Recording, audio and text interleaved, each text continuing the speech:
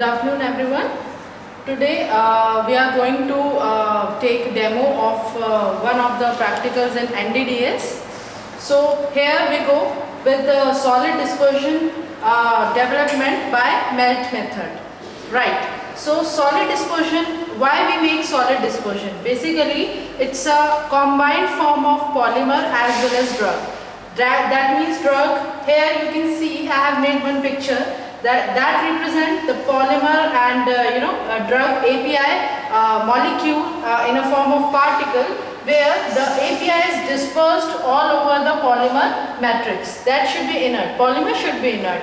Why we make all these dispersed form when we have raw forms of API and polymers? So here are some advantages of making dispersions.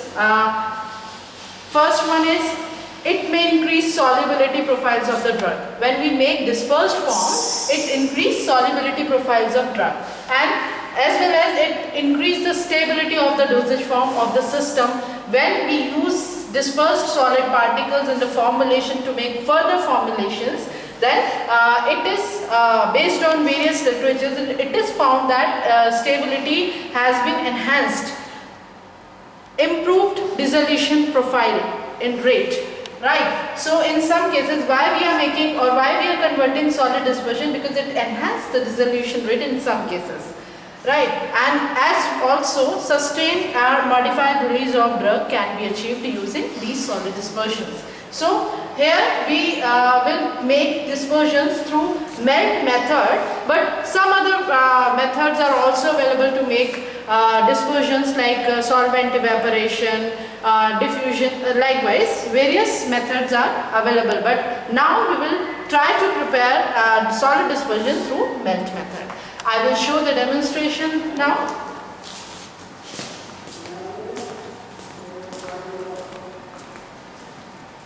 So we are making diclofenac sodium solid dispersion here. So we have diclofenac sodium API powder with urea crystal pure form, right? So urea, or also known as carbamide, we make these two ingredients for making solid dispersion, as the main API is diclofenac sodium, and we will prepare along with that urea. So basically we will take urea in different proportions, like 1:1, 1:2, 1:3 ratio here, where the changing ratio is of urea, right? So as you can see, I have already formulation has been done.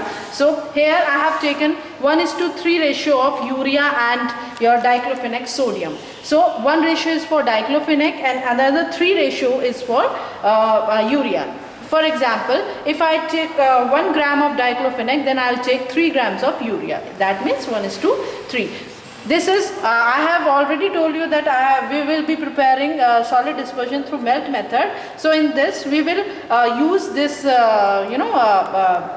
heating chamber to hot plate chamber to make it solubilized. No need to add some solvent like water and ethanol and or other organic solvents. We will directly melt the urea along with drug, and will solidify this mixture until it cooled. Will pulverize the mixture. That means the reduction of size of particles, and then we will use this sieve, 85 number sieve. This is fine.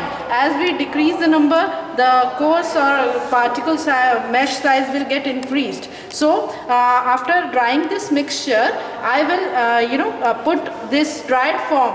We will, after mold down the urea with the diclofenac, we will keep aside for cooling, and then immediately it will get dried, and after drying we will transfer this into the sieve, and will sieve like this. And after sieving this mixture, we will get this fine particle, dispersed particle form, dosage form. So basically, what is the motive of making all these dispersed particle? Because it has greater solubility as compared to raw form of the drug, and it will modify the dissolution rate. It is stable as compared to the conventional one. So here likewise we have prepared this dispersed form of drug along with that of urea. So this is one of the method. Now how we can say that the drug is properly dispersed within the system or within the inert polymer matrix. So we'll do some evaluation methods for analyzing all these property of this mixture. So here we'll do evaluation parameters like dissolution studies, solubilities and all, right? So through that evaluation parameters we can say that the drug is dispersed or not, drug entrapment or drug loading, we can say drug content determination. We will do all these things to analyze the drug content in the dosage form, whether it is wasted or it is utilized fully in the system.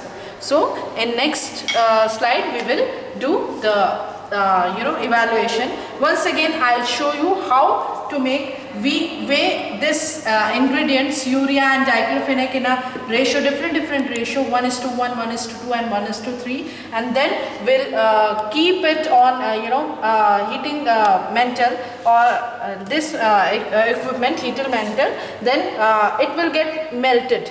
It will get melt down as the time increases or the temperature increases, and then when it get dissolved fully, then we'll keep it aside for some time and we'll see that the mixture is getting solidified. Then we will make it reduce through our hands, and finally we will sieve this mixture through 85 number sieve or finally mesh size sieve, and then we'll get this type of product. This is known as solid dispersed product, and then further we will do evaluation. So I hope you understand what a solid dispersion is all about and what are the advantages of making solid dispersion.